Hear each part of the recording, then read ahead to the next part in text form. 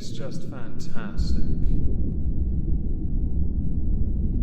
Hello everyone, welcome back to Omegon 2 Electric Boogaloo. Today I'd like to talk about the furries and the Starbucks. If you like good coffee, chances are you don't buy it from Starbucks. I have discovered in the past when I used to drink coffee that it was quite runny from there, and I tried multiple establishments. I found Costa was better, and if I wanted something better than Costa, I'd go to Cafe Nero. Starbucks is known for a number of things though, not just subpar coffee that they produce at such a vast quantity, people seem to love it. They're also known for that horrific pumpkin spiced nonsense. Blasphemy is the more appropriate word, of course. They are also known for not exactly being very good at treating their staff with any level of discernible respect. So let's now insert the furries. If you don't know what a furry is, allow me to give you a definition. A furry is an enthusiast for animal characters with human characteristics. In particular, a person who dresses up in costume as such a character or uses one as an avatar online. This, yes, does bring in the cultures for engaging in the coitus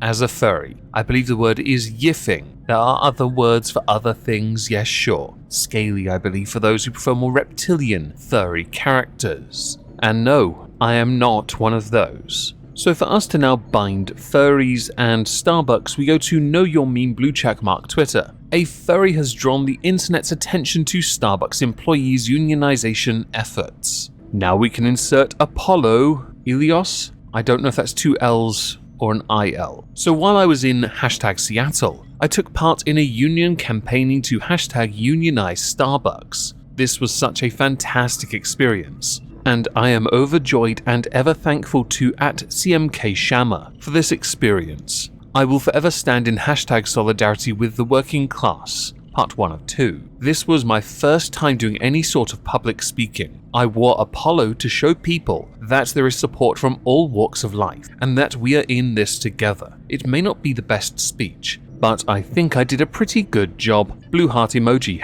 #Union Strong, #Why We Organize, #Fursuit, #Furry. From what I've been informed by many people who live and work in America, unlike the United Kingdom where unions are incredibly prominent and do provide considerable amounts of protections for those who are members to their union when it comes to employment rights, in America this is still trying to take off. I'm sure there are many unions in many states and many people who are protected because of their association or affiliation to a union, but it is not as concrete as it is here. Yes, we're a smaller country, and yes, we have less people, but workers' rights are very important to us. And if a Conservative government in the United Kingdom for the last 12 years can tell you that with their hand on their heart they have done anything to protect employment rights, they're lying. They have not. They've eroded at it. Not that Labour are any better. I believe they introduced 0-hour contracts and many people had to work through agencies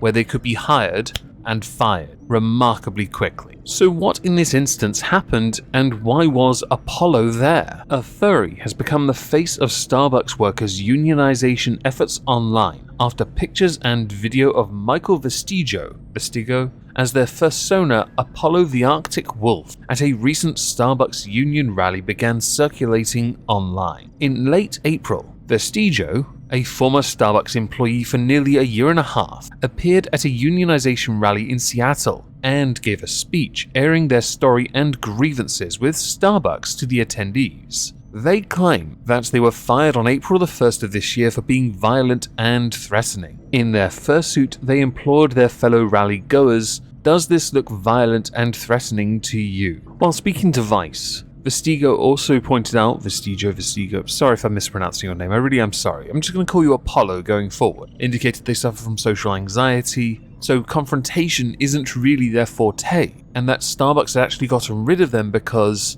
they had taken part in a walkout. Rather than being violent, the walkout concerned unionizing that particular branch. This was not long after a branch in Kansas had voted unanimously to do so. The National Labor Relations Board had actually filed a complaint against Starbucks earlier this month, alleging the company has wrongfully fired dozens of organizers. Starbucks use union-busting tactics which are apparently blatant, from flyers citing fake tweets to closing entire stores when they start to organize, Considering how many stores there are, no doubt it would not be overly complicated to simply open a new store. According to Apollo, Seattle City Council member, whose name I can't pronounce and I'm really sorry, invited himself and several other workers to Seattle to join the multi-day gathering of labor leaders and other workers in the movement to meet and participate in marches and rallies. During that same trip, Seattle's Starbucks Reserve Roastery had won its union vote unanimously the day before the big rally. So what is the end game here for Apollo? Apollo wants his job back. Simple as that.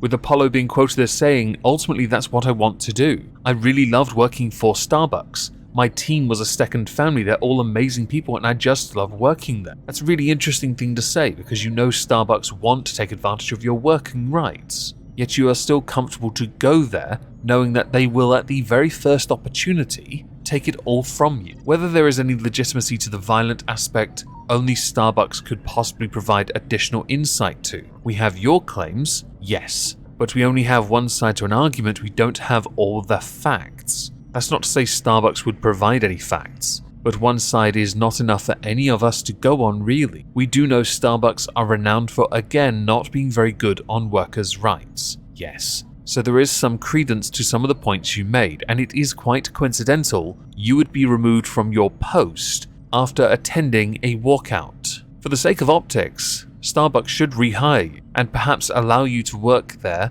in your fursuit that I earlier may have defined as a portable sauna if you were watching the definition of furry on the screen. Many people on Twitter are quite divided by this, some pointing out how protests were 100 years ago to how they are now. Some saying, you go, furry. Yeah. Others saying, what a load of bollocks. I personally find this highly entertaining, but also a tad fascinating. You want to work for a company that will take your rights away, just because of the people around you. That's an important aspect, I will agree, but at the same time, if you're willing to settle for something that is subpar, that tells me an awful lot more about you than you would like to admit.